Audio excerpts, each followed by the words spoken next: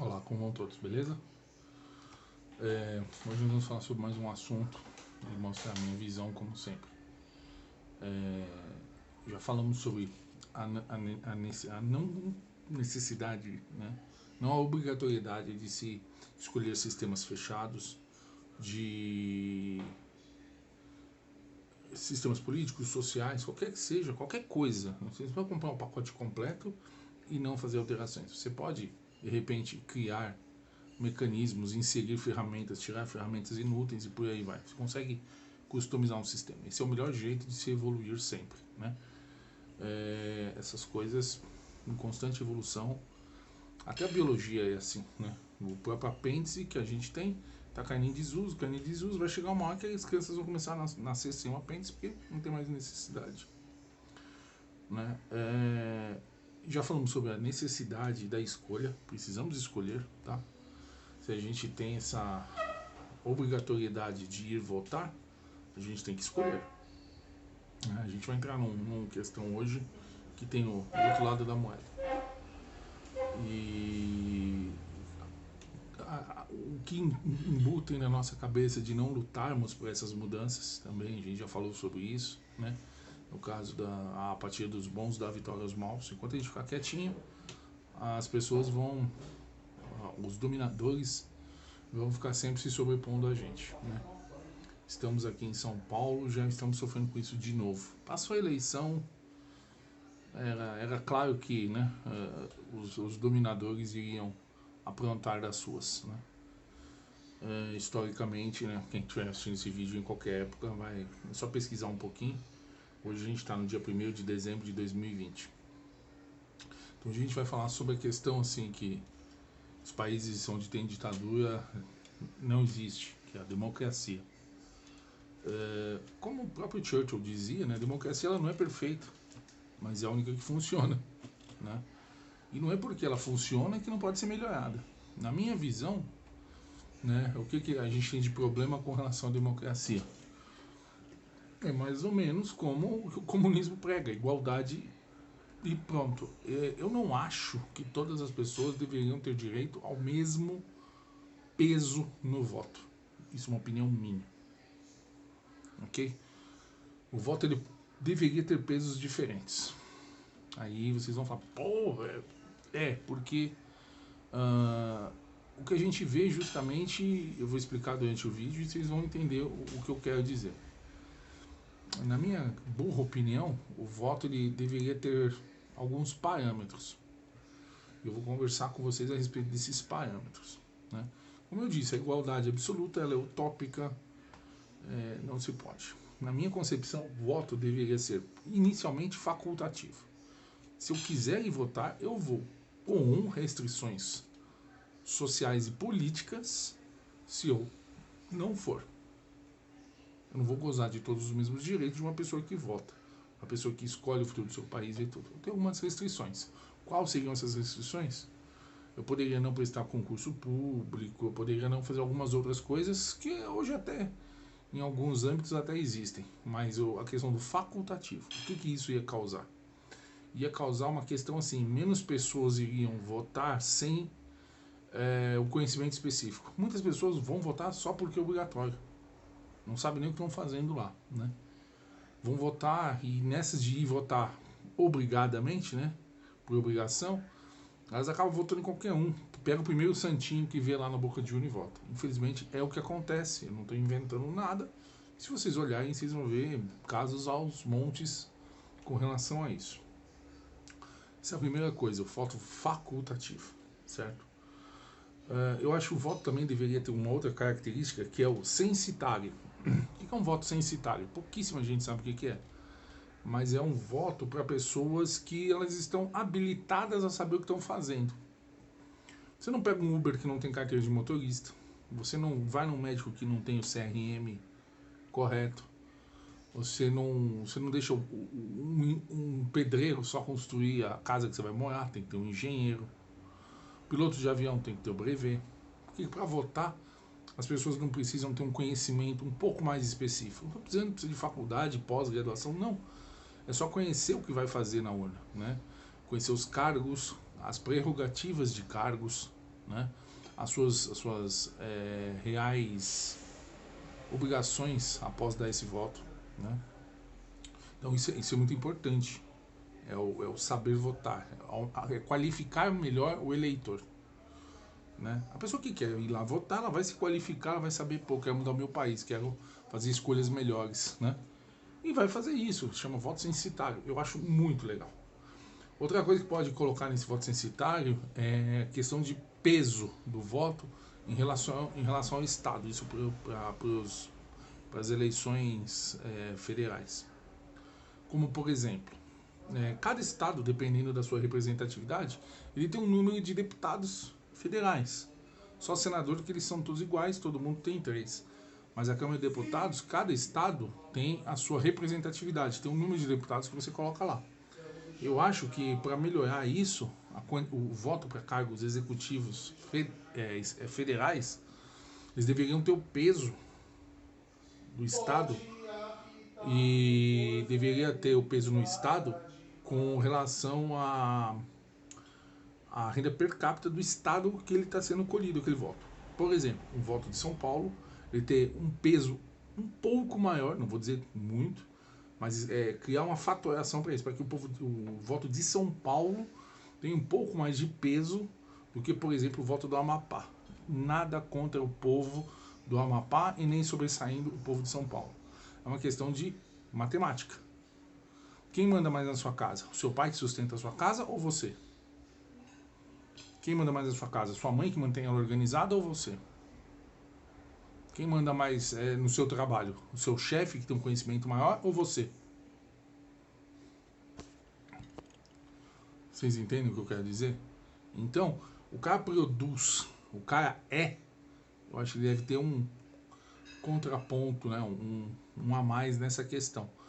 Porque aí entenda que os políticos daquele estado que de repente tem uma fatoração menor, para eles terem uma fatoração maior, eles vão trabalhar dentro do estado. Eles vão melhorar a vida do estado, eles vão melhorar a renda per capita do estado, eles vão tentar desenvolver o estado para que o estado dele tenha mais poder, para que eles também tenham condição de subir a um cargo federal. Olha só, eles vão ter que desenvolver o estado deles para que aquele estado tenha capacidade de melhorar o voto, melhorar o coeficiente do voto daquele estado. Pronto. É muito complicado de ser implantado? Mas se a gente não ter essas ideias, se a gente não pensar à frente, se não buscar evolução, vai ficar muito difícil. Então, se a gente não ir pensando nisso, isso, logicamente, médio e longo prazo, talvez eu nem veria um negócio desse, né? Mas isso é bem interessante. Outra coisa que eu acho bem importante é o voto nominal. Eu sou contra o voto secreto. Sou bem contra mesmo, né? Por motivos meio óbvios, né? Assim, a gente também não quer que os caras lá votem às cegas. Por que a gente tem que votar às cegas, né?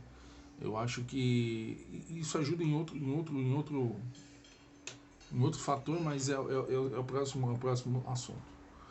A questão do voto nominal é eu me identificar e falar assim, eu votei nesse cara, ponto. Não tem problema nenhum com isso, né? Se eu tiver uma restrição amanhã mais tarde, se o adversário dele ganhar uma eleição e fazer um concurso público e eu tiver alguma restrição, isso é errado. Ele não pode fazer isso. Eu apenas exerci minha opção de escolha, então eu não posso ser punido por isso. Basicamente é isso, a questão do nominal. Eu prefiro que todos saibam em quem eu votei. Eu não tenho problema nenhum, porque primeiramente eu não vou votar em ladrão. Então fica um pouco mais... E se eu votar em ladrão, eu vou ser o primeiro a querer esse ladrão fora. Porque eu posso ser enganado também, né? Como muitos foram nesse país. Questão do voto eletrônico. Eu acho que é válido, só que ele tem que ter a questão do voto eletrônico impresso. Exatamente como a gente está pleiteando, né? Aquela impressão do lado da urna, onde o próprio eleitor não tem acesso à cédula impressa, já cai direto numa urna para se tornar uma eleição auditável. Tudo que não é auditável não é confiável, desculpa. Ninguém pega o troco aqui da padaria, dá uma nota de 100, compra pão e leite, pega o troco de 100 e não confere o troco. Quem faz isso aqui? Eu acho que ninguém faz isso, certo? Ninguém chega lá no extrato do banco, lá pelo menos uma vez por semana, e dá uma conferida lá, ver se está tudo certo. Por que na eleição a gente não pode fazer isso, Não, tem que confiar. Não, não tem que confiar nada, ninguém confia. O próprio chefe do TSE, eu tenho certeza que ele confere o extrato bancário dele, que aliás deve ser bem gordinho, porque o salário lá não é ruim não. Por que a gente não pode conferir o resultado? Isso é um direito do povo, só que infelizmente a apatia dos bons dá vitória aos maus, como eu disse no vídeo anterior. Né? Aí o voto nominal é mais fácil, porque eu consigo identificar o meu voto no montante para ver se ele está realmente correto. Entenderam? Por isso que o voto nominal ajuda até na auditoria. Porque se a cédula está lá voando lá, ninguém sabe quem botou aquela cédula, é mais difícil auditar. Mas eu sabendo que o meu voto foi de maneira correta na auditoria, aumenta bastante a confiabilidade. Então, a questão do voto nominal também é bom na questão de auditoria das eleições. Outra coisa que eu defendo bastante, mas aí é um assunto bem mais complexo, que é a base da democracia. Na base da democracia ela foi uma defesa de ideias, não de políticos, não de nomes, e sim de ideais, ideias e ideais, ideias de o que fazer, o que não fazer. Nunca foi a questão de botar um político lá. Depois houve uma distorção para que os políticos ficassem poderosos e aí criaram-se nomes, né? Criaram-se, o voto começou a ser em cima de pessoas e não de ideias. Então o alicerce da democracia sempre foi a defesa de ideias e ideais, ok?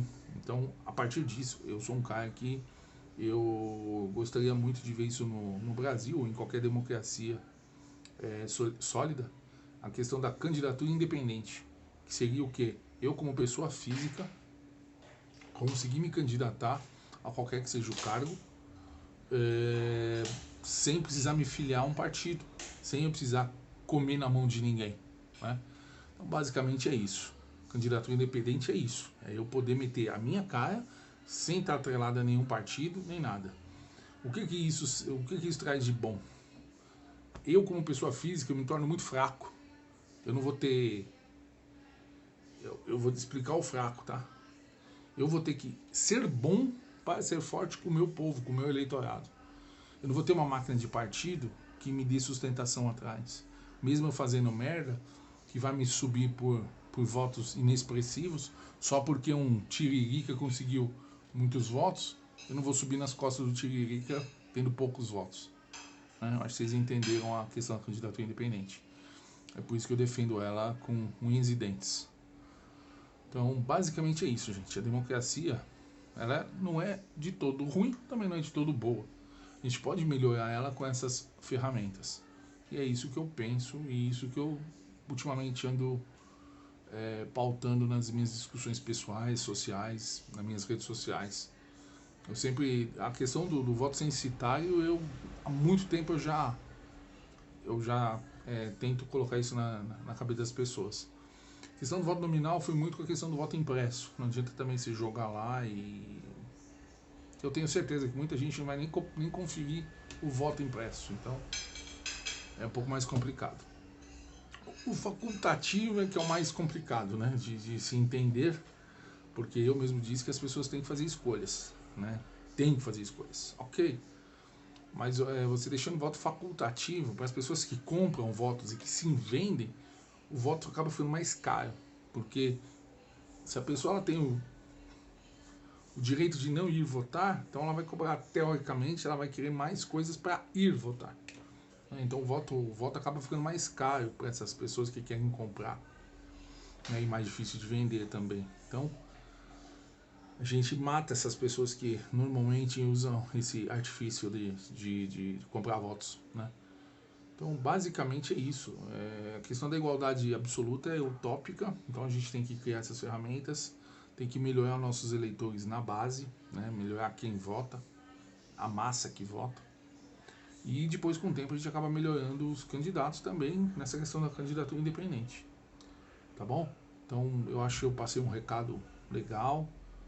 Não sei se vocês concordam. Como sempre, tá aí os comentários. Eu vou sempre ouvir vocês.